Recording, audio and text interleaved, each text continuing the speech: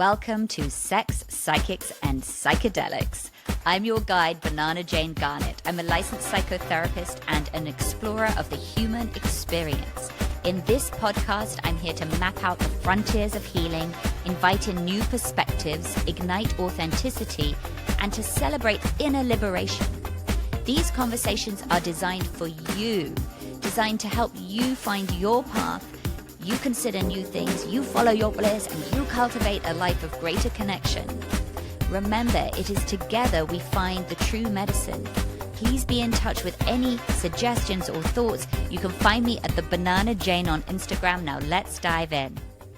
Josie Keys is a passionate guide of divine feminine embodiment and the founder of TantricAlchemy.com. Rooted in the sacred lineages of Tantric belly dance and the devotional path of Mary Magdalene, Josie creates powerful spaces for transformation through movement, sensuality, and spiritual remembrance. Through retreats, workshops, and ritual containers, Josie invites women to awaken their radiant truth, embrace sacred union within, and embody love as a force of healing for self, for others, and for the earth. Welcome, Josie. Hello, Josie. Welcome to Sex, Psychic, Psychedelics. Good morning, Jane. Good morning. Lovely to see you. And I'm really excited to dive into all things women's empowerment and embodiment, because I know that you're an embodiment teacher. And actually, I'm just going to dive straight in and say, what is embodiment? Tell us. Teach us. Embodiment? Well, this morning I did yoga, and I don't do that much yoga anymore. But I had a practice for 25 years of yoga, and it really transformed me from an overly left-brained person. I'm going to turn up the volume a little bit. Is that better? Yeah, speak up a little bit. It was great. Okay. Thanks. Yeah. So I'm from Australia. I'm from a conservative background, and I lived a really sheltered life as a child, and we were encouraged to be academic and book smart. So there was no television, there was lots of book reading, literary parents, blah, blah, blah. But I was this little dancer, and I would sort of take the side door out to do dancing when I was a little girl.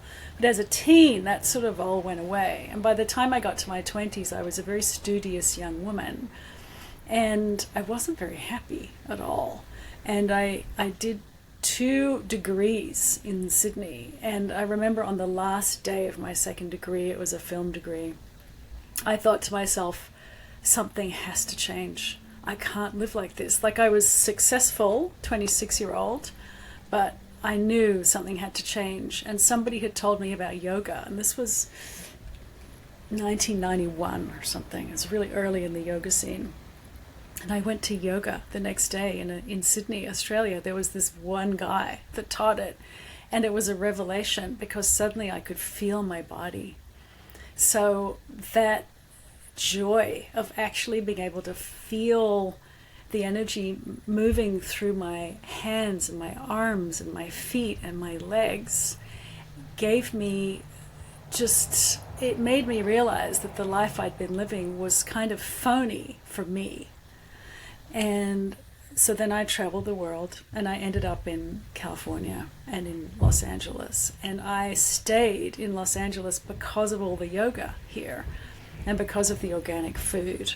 And I went to yoga 3 times a week, and gradually, over time, shifted out all those thought forms and all that previous academic life into a place of presence and joy.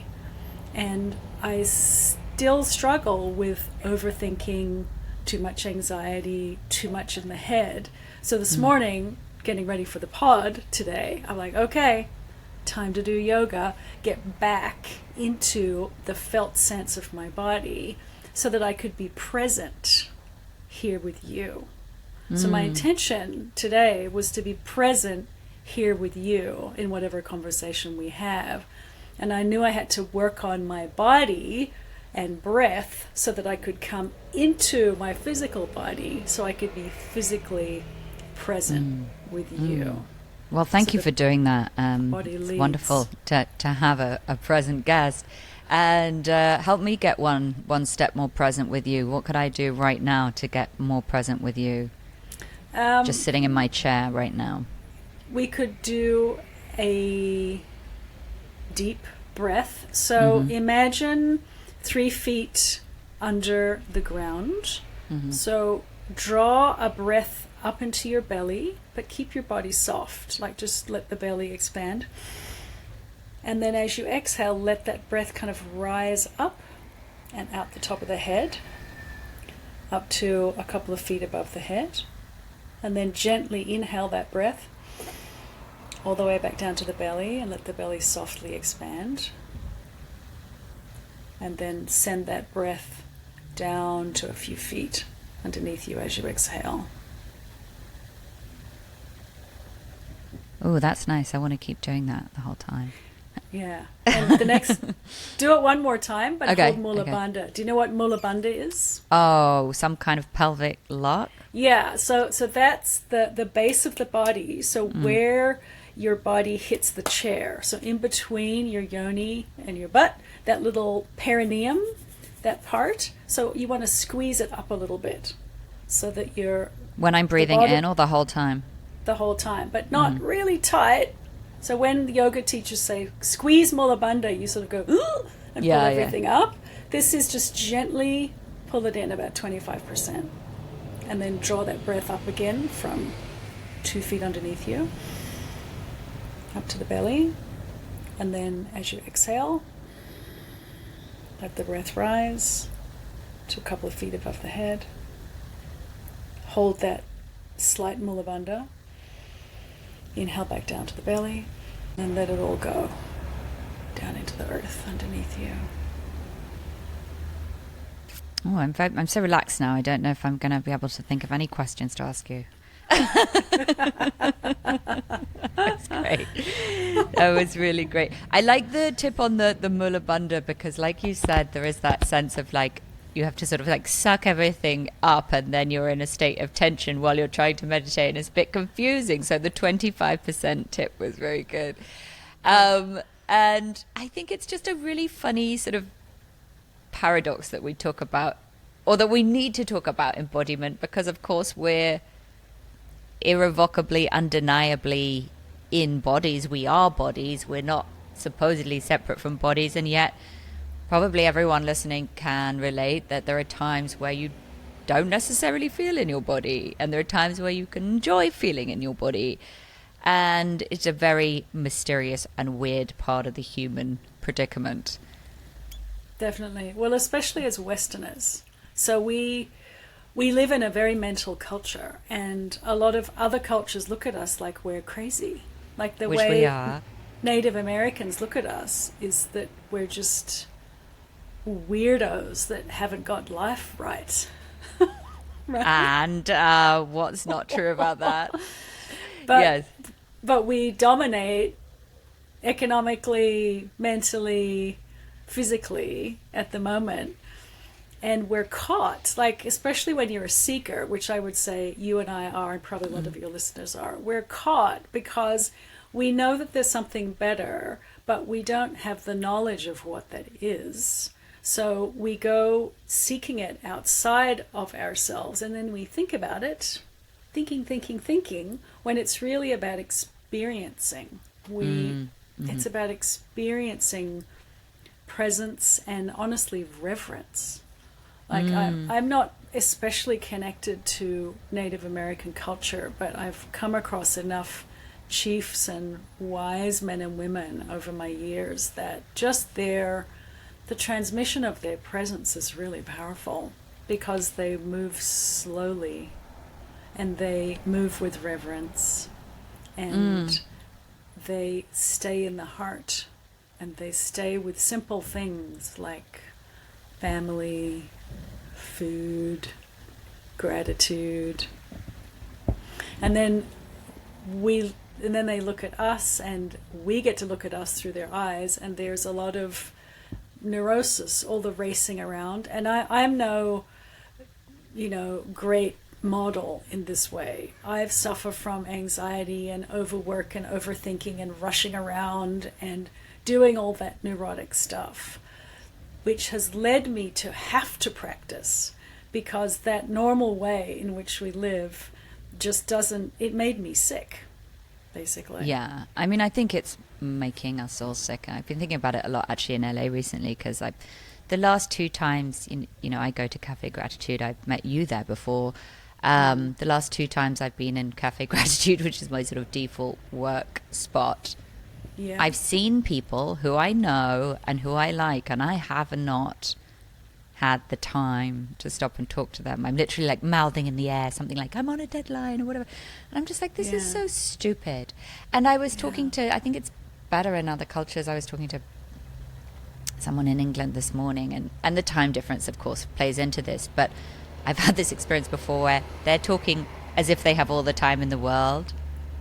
And I'm feeling this building anxiety in me of like, oh my God, you know, time is money. I have to get back to work. Right. I can't talk to them. I can't talk to them. Yeah, so I'm like, well, this is so weird. And then I'm sort of complaining that, you know, my social life isn't strong enough in LA or whatever. But yeah, it's a very odd kind of illusion that is a very kind of heavily fortified illusion. So it's like everyone's in it, so we have to sort of do these strange practices to break through the walls of the illusion and remember that actually there's nothing to do and nowhere to go except, you know, to just be with yourself and have an experience and open your heart, see what happens, connect to other people. But we make it more complicated. So I'm wondering, like, who is coming to you to receive help, and what kind of help are you giving them? I teach a class once a week in LA, and it's a Tantric belly dance workout. It's a sort of very super short version of what I do, so that beginners can get a little taste. And the women that show up, they're all women that show up in my class, and they're 40-something, and they're either they've been through an illness or an injury, and they're getting their confidence back. And I call that getting your beauty back. Or they're women that have been yogis for a long time, and they're just a bit sort of done. They're looking for the next thing to explore with their bodies. So they're definitely women that are, I should say, they're on the path, I would say, but they're in the world. They've got jobs, so they're coping with that. But something is coming to mind to share, which is when I used to sit with Yogi Bhajan many years ago in the 90s. So I was into Kundalini yoga for a while, and I was lucky enough to sit in a couple of classes with him before he passed away. And I know he's a controversial figure, I know, but it doesn't mean everything he taught was off. And I remember him saying in one class, I didn't come here to create students, I came here to create teachers. You're all teachers. And this is to a room full of people with no confidence. They were mostly out of work actors, right? Who really didn't know what they were doing. So he's like, you're all teachers. And the reason why is because there will come a time in the future when people are so spiritually hungry that anything you know, even if it's one yoga pose, they will come to you for. And I just remembered it. And I feel like that's what I'm seeing. Because I listen to all the astrologers and the channels and the people that talk about where humanity is going, because I care about that. I don't know why I care about that, but I do. You weirdo. Yeah, exactly. And I feel like I'm seeing what he said, because when he said that, it was in the 90s and it didn't make any sense. Then it really didn't, because people weren't spiritually hungry. They weren't, except the weirdos right, that were spiritually hungry. Everybody else was just getting on with their lives. Yeah, it does feel like Jobs. spiritual hunger is rising to the surface, as is the the prevalence of the material world. It's all rising into some kind of crazy Star Wars style battle. But to get a bit more to go back into the kind of the women and your clients aspect of it, I love what you said was getting your beauty back, and I want to kind of investigate that more. When you say beauty, are you talking about confidence? I'm talking about confidence, but I'm talking about it coming from activating your Shakti. Okay, we're going to have to slow down with this, because what does Shakti mean? So Shakti is a Sanskrit word for divine feminine energy. So Shakti come in the Vedas. The idea is that Shakti comes from the Divine Mother, all the mother archetypes. But what I know from doing yoga and various practices is Shakti actually comes from inside our body. It's feminine spiritual energy. It's different to the void. Okay, so when everybody does yoga and vipassana and la la la, they're becoming Om, becoming one. Right? This is different. This is aliveness. So for me, Om is like this. Right, like a center line through your body. Yeah. Yeah. And Shakti is like this. Okay, and just for people listening, she's doing, when she says Om, she's doing like a straight line through her body, through her center. And when she's doing Shakti, she's crisscrossing her hands in front of her chest into sort of like a weaving, like a figure eight, an like endless two figure eight. snakes. So yeah. It's actually two snakes moving from the base of the body up through all the chakras. And they end right there at the temples, and the two snakes meet at the third eye. Is that Kundalini then, the two snakes going up? Yes. Yes. Not an expert, but basically. But basically, yes. Yeah. So, and that's what you want, is the energy to rise up through Yes. your spine. Yes. And eventually it does it, which is completely amazing. From coming from this mental conservative background, I didn't even know it was possible. And one day it happened. I had the Kundalini go up my spine and out the top of my head. So I had a Kundalini awakening. It wasn't a particularly dramatic one or a very long one, but my chakras were clear because of all the practices I'd done, and I had enough emotion in my body. And it was interestingly on a bad day that it happened, when I had a lot of negative emotions, and that energy moved up through all the chakras and out the top of my head. And that was in 2012, and it actually changed me completely. I was going to say, apart from that being a kind of like groovy spiritual experience, akin to something like an orgasm or something, like what does it actually do for you, or how does it change you? And again, we do need to get back to the Shakti and beauty question. Yeah. But I think it cleared out old neuroses. Beautiful. For good. Not all of them. but the ones that were stopping me from getting out in front of people. Okay, so it helped your confidence. Yes. So you became a more bold teacher after that? I wasn't a teacher before then. Oh, okay. I had been given the practice by my teacher, who retired. And I panicked when she retired. I'm like, what am I going to do? How am I going to get back into that goddess energy? And she said, well, guess what? You're going to teach it. And I, for 6 years, resisted it. Oh, wow. And then Kundalini, and it was very clear in that next 24 hours that I had to start, like immediately. And then within the next 7 days, venue, graphics, people, boom, boom, boom. And I taught my first Tantric belly dance like 2 weeks later after that. So cool, so cool. So get back to Shakti. So the reason that I'm teaching Tantric belly dance, and I still am 12 years later, is because it's a simple practice that activates the Shakti energy in the body. And it does that in a subtle way that has very little to do with fitness or yoga or anything like that. And it's activating the subtle abilities of a woman's body, and it's not as complicated as it sounds. And when that happens, the energy just arises in her, in us, and we feel happier. It's really simple. It's a shortcut to happiness. And Amazing. Right, and what do happy women do? They heal everybody they're around. If you think about that, if you think about happy people in your life, or the times you've been happy, and you're a happy person, I've seen you bouncing around. I like to bounce. I'm not always bouncy, but I try. Right? Yeah. But you uplift people. I have some bounce. Do. Yeah.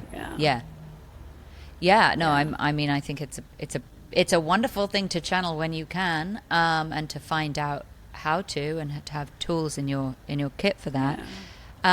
So back to beauty. I mean, we are in LA. We got to get, stay on topic here. Is happiness? So it's beauty? not just happiness. I can remember years ago, I was never terribly good at picking male partners, and I went to a therapist for a while, and he was a German Sikh guy, and I was 30-ish, and I was lamenting, boyfriend, and he said to me, and I was so floored at the time, he said, men don't want anything from women except their Shakti. And I'm like, what? What do you mean? And he said, men don't need or want anything from a woman except to sit in her energy field when she is joyful. And I was horrified, because I had come from feminism, and I'm like, what? Men don't need us for anything? Like, oh my God. Right? But what he was telling me was an important truth, which is, as a woman, we really need to take care of our energy, because that's when we're healthy, happy, and magnetic. So it's not just about beauty. Beauty, when it's really embodied, becomes a magnet for abundance and love and goodness. And a woman who's in her integrity will let it all come to her, and then let it spill out into the world. Yeah, I mean, it's such an interesting thing that you're talking about in an age when, there are so many, particularly thinking of young women now, like so many young women in our part of the world, so many stunning women who know how to do their makeup perfectly, and, they look so airbrushed and just uber amazing. And I was just at a festival, actually, just observing, so many of these incredible, beautiful creatures. But there's also this kind of paralysis, like, because they're taking selfies all the time. So the look is amazing, but the feel isn't that amazing. Like, I noticed a lot of them weren't, like, at a dance party, not really dancing, or not really looking joyful, looking beautiful, but not really looking joyful. And it's something I think about a lot, sort of outer beauty is a real thing. It just is. Like, it's no point denying it. But inner beauty is a real thing too. And obviously when they combine, then,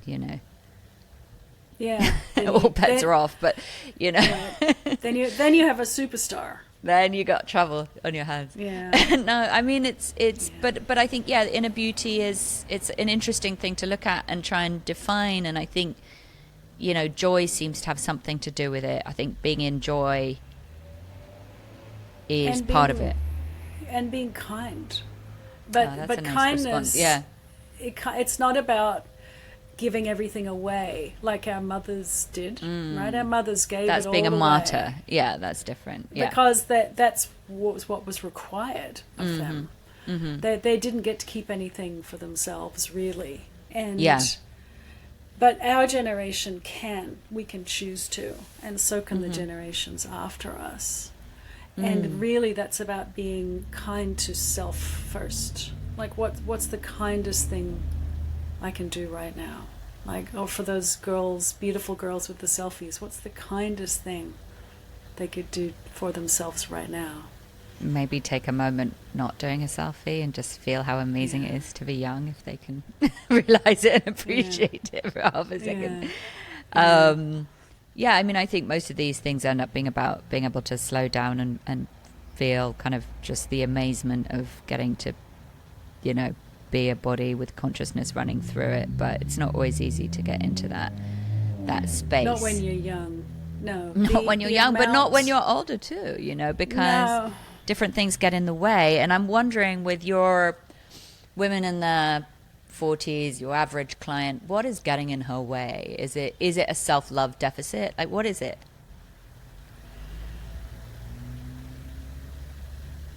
I think it's commitment to self. Okay, tell me, what does commitment to self mean? Because they're, and it's no criticism, it's like it's the culture we live in. Yeah. They've got responsibilities, and the responsibilities come before looking after themselves. So self-care. Yeah, so they get to my class after they've done all the other things they have to do.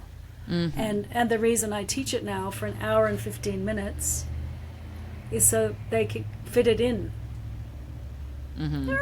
It's a little... Oh, because it used to be long. You used to do an hour and a half, like a yoga class? Well, I would do actually 3-hour deep dive workshops. Oh, wow. And people loved them, but they wouldn't often make the commitment. So I still do them, but I've noticed that it's easier to get people in the door if it's just... Oh, yeah, I would like a 40-minute version. I know, that's what my excuse for not doing yoga. I'm like, an hour and a half, give me a break. I mean, I'll do 20 minutes on the elliptical, but like an hour and a half. Yeah, but it was interesting. You didn't say self-care, you said commitment to self. So commitment to self would be, what, more time, or what would it look like? Well, it would be making a practice, whatever practice it is, a priority. A practice of self-care, whatever that looks like. Whether it's painting or singing or doing a class with me or going to yoga or walking on the sand, or whatever. Right. So if I'm like waking up in the middle of my life, waking up to the fact that I'm stuck, waking up to the fact that I don't feel beautiful, waking up to the fact that I don't know where my joy is. What do? I start by calendaring something, like putting something in my calendar that I think sounds nice. I mean, I know I'm getting really basic with this, but I think it's good to just get 101. Stuff. You know, try stuff. I know what I did. I would be a yes. Oh, it's a new thing. Yes. Oh, I'm going to try the new thing. Yeah. And I try all the different new things, and if something's stuck, then I was like, right, I'm doing that thing, and I'm trusting the process of that thing, even if I don't feel good. So that's where the masculine comes in to hold the feminine. The masculine comes in as a yes, as a commitment, as I'm sticking to the process. Oh, you're talking about the masculine as a sort of approach, is like just commitment. The masculine side of us. Yes. So I'm committing to doing this thing, even though I don't know if it's gonna make me money or get me a boyfriend. If I'm nervous, I don't know. I'm indecisive. It's scary. I'm vulnerable. Right. Yeah.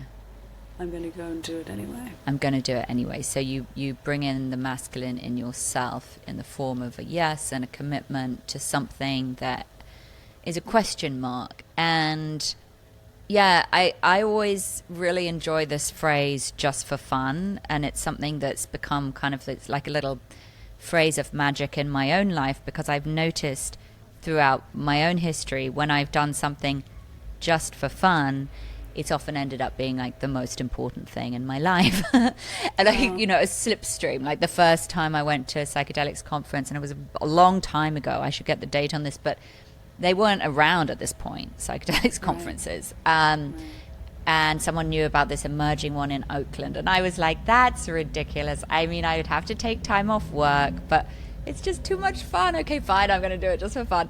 And,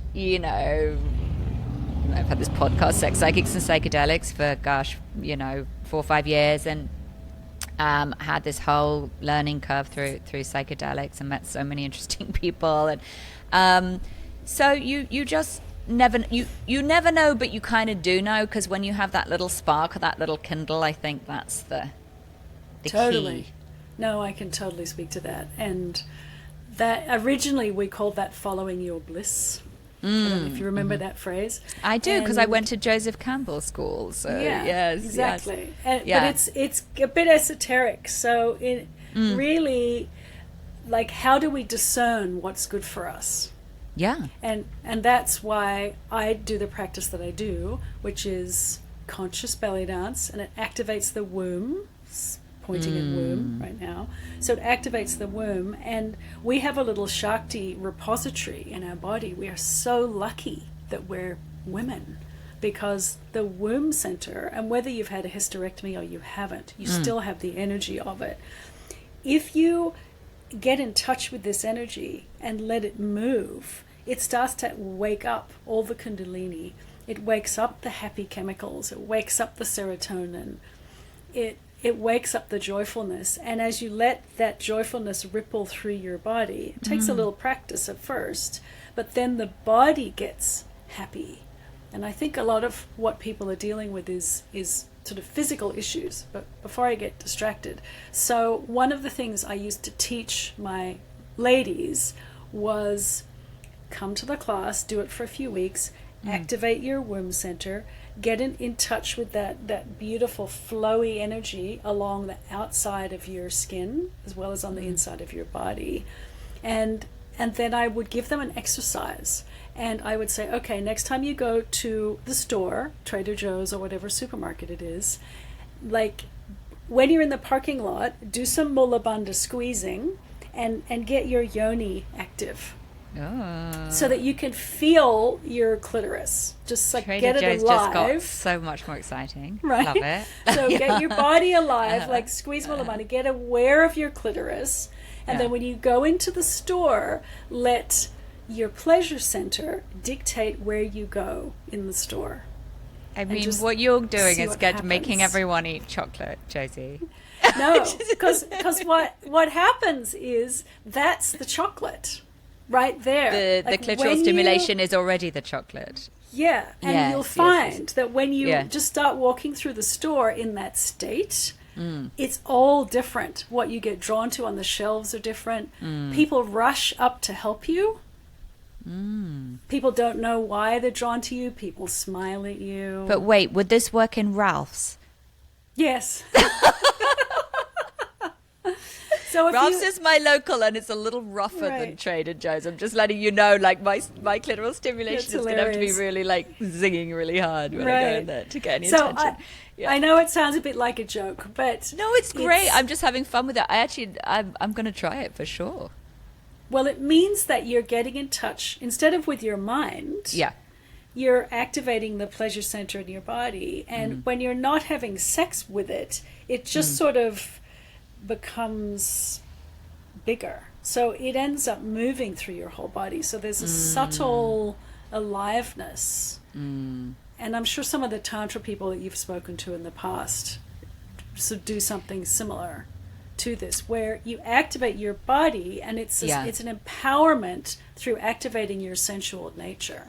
Yeah, and I think what you're talking about is using your sort of sex organs as a guidance system, and I love that. And it reminds me of this woman I just interviewed, Pamela Madison, who said, I don't think she said it on our interview, but like, you know, we always have those great chats when you've stopped recording, and she said to me, you know, I never gaslight my own pussy. And I was like, that's a really interesting phrase. And it just, what you were saying made me think about that, is like really giving it time and space, not just in a way where you're relating to the partner or even masturbation or some sort of sexual act, but more like as a guidance system, GPS. And the tantric part of this is interesting, because when people come to my class, they always say, what's the tantric part? Like it's naughty. And something that I've always appreciated about you is that you go and sort of poke the taboo, right? Like if the taboo was a bear, you'd be like poking it. Oh God. Poke. Yeah. But it's where a lot of the power and energy in our culture is locked into those taboos. Yes, You know? exactly. It's so true. I just had a fight with someone about a word that I used on my Instagram, and I used the word drugs instead of what they thought was more appropriate, which was medicine. And I really stood by my use of the word drugs because I used it intentionally because I don't like the hypocrisies that develop out of sort of taboos and the otherization and the shame. So for people to say, well, this one thing is a medicine, but this other thing is a drug, means that the person who uses the drug is a bad person. The person who uses a medicine is more of a superior person. And so there are all these kinds of, I feel, hypocrisies tied up, not just in, humans, but specifically in sort of like healing world as well. And people get kind of like holier than thou about things. And yeah, so that's, that fight reminded me of my kind of deep motivation in my own work, which is, why I kind of go for the jugular, which is really saying no one's better than anyone else, and you have an idealistic mission, so do I. Like I want us all to feel empowered. Yeah, me too. I don't think want there's is a human the human condition has low self-worth. All the humans have low self-worth. Pretty much. That's just a depressing, I think you nailed it, but it's kind of a depressing thought, isn't it? Just a bit. It is, but once you realize it, then you can start working with it. And then you realize that the person you're fighting with on Instagram that's like, no, that they're struggling to feel worthy. Yeah. Because everybody's struggling to feel worthy. Yeah, exactly. Which is why there are so many fights on Instagram, because it's piquing ego and image and all of that stuff. I think you're right, and I'm glad that you brought up the depressing thought, because I think you're right. You can get to work once you've and when you realize that, and you're not alone if you have lower self-esteem, right? You're just one of us. It's not one race, and it's not one class, and it's not one time in history. It's the whole thing. It's the whole thing. And I'm not religious, but since I had the little Kundalini in 2012, right after that, all these books started appearing in my life to do with Mary Magdalene. And there are women out there in the world now that really relate to her archetype, which is intelligent, loving, potentially the wife of Jesus, helped him with his ministry, blah, blah, blah. And as I've been reading her material, her channeled material through different authors over the last 10 years, that's the common theme. That's it. That's what they came here to do. And again, not a religious person, brought up by agnostics, but I really love this teaching, which addresses human beings on their deepest level. And the teaching is what? Love yourself? What's Jesus' teaching in a nutshell? Good question. Or Mary's? It's channel Jesus right now. Come. It's love others as you wish to be loved. Yeah. Be the change. That's actually what it is. But it's not just be the change, it's love others. It's specifically love. Okay. Love others. Love others as you wish to be loved. That's pretty good. I don't mind that, Josie. That's and when good. when you do that, people need a lot of love. So much love. It's nuts. Like if you actually open the door in a truly intimate way with somebody, usually the amount of love they need is a lot. And so in order to really love them, you have to be love. You can't be depressed.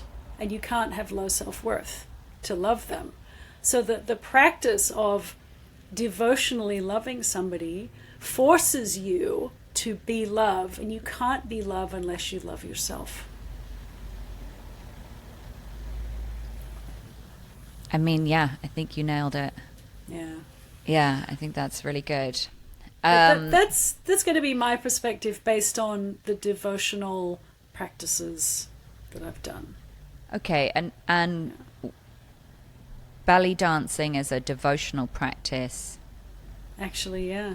And it's devotional to the womb space, to the divine feminine. Feminine, the divine mother. Yeah. Yeah. And there's a reason, like it isn't random that this happened to me. I was a seeker, see all the books, for a long time, because I kind of knew as a teenager that something was really wrong with the world. I was like, this is all wrong. Like something isn't right here. And I could not articulate it for a very long time.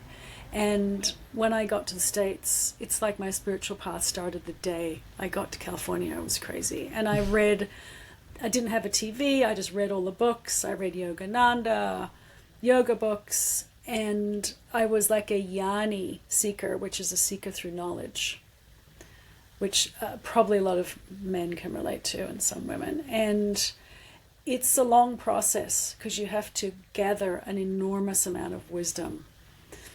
And eventually somebody took me to belly dance class, and it activated my womb center, and all these other doors opened. And like a couple of months later, somebody took me to a bookstore and gave me a book on Amachi, who I did never heard of. And here I had this book, and I couldn't resist the book, and I kept the book with me even though I didn't read it for ages. And then I ended up going to see her. And again, not coming from a religious background, this was a bit strange, but I went to see a saint or a guru. And when I got there, I was like, oh, there's that energy that's been bubbling up a little tiny bit in me, a little tiny bit. And there she is, and it's this big. And she's a famous embodiment of the Divine Mother. So what was really profound about that was that it wasn't just a concept anymore. Yeah, that's beautiful. Because in my life as an intellectual, everything is a concept. And here I was with this powerful emanation of love, and she just blasts through all those thoughts, and you end up empty. And what do you end up in? You end up in love and devotion, because what she's doing is loving you more than you do. Right, so you get a taste of it. Of that amazing. Unconditional love. Yeah. With belly dancing, how is it different or spiritually superior maybe to the way I'll just freestyle dance in my office or kitchen? I don't think it's superior, it's just focused. So when you engage with this area of your body, you're circling your hips, you're waking up all the muscles around your womb and around your yoni, and so the whole second chakra is alive. And the second chakra for a woman is so important, because if she's a creatrix, and pretty much every woman is, in my opinion, she's either creating children or meaning businesses. She's a creative person. Yes. Yeah. She's creating children, businesses, paintings, songs, something like that. And the energy comes from the second chakra. So any dancing in the kitchen is fantastic, because it's starting to move pleasure around the body. But you can use it as a tool as well to activate this part of you, and that gets you the feeling of being beautiful.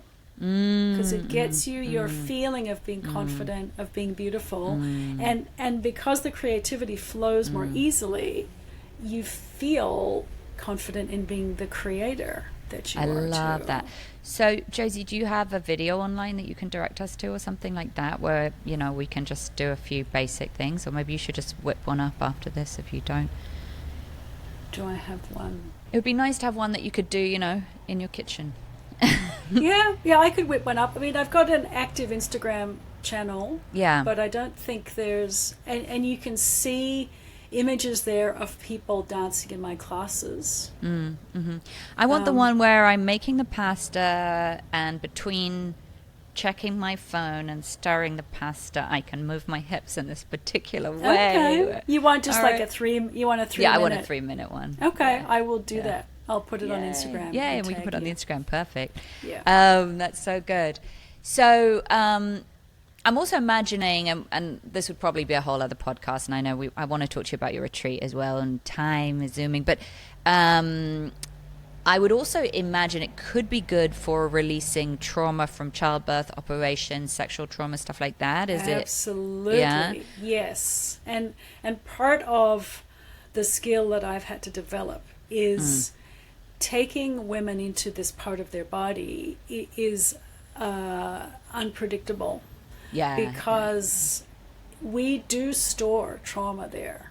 Yeah. And if a person is very shut down and they're not able to have orgasms, and I've been through some times in my life when I wasn't able to, then you can't release the tension of that trauma out of your nervous system. So it stays locked in the nervous system. And then they come to one of my classes, especially the 3-hour one, and it works that part of the body. And then suddenly they're trying to dance, but they're crying. Or they're trying to dance and they sit down, they're like, I can't do this, I can't do this, I can't do this. And then it's up to me to really hold the vulnerability and say to them, your vulnerability is beautiful and good, and it's the gateway for you to freedom. So don't avoid your vulnerability. Dance into the vulnerability, dance with the tears, dance with the fears. Because if that energy unlocks in the body and you just start to move it in a neutral way, because dance just moves. If you move it, suddenly your trauma has moved.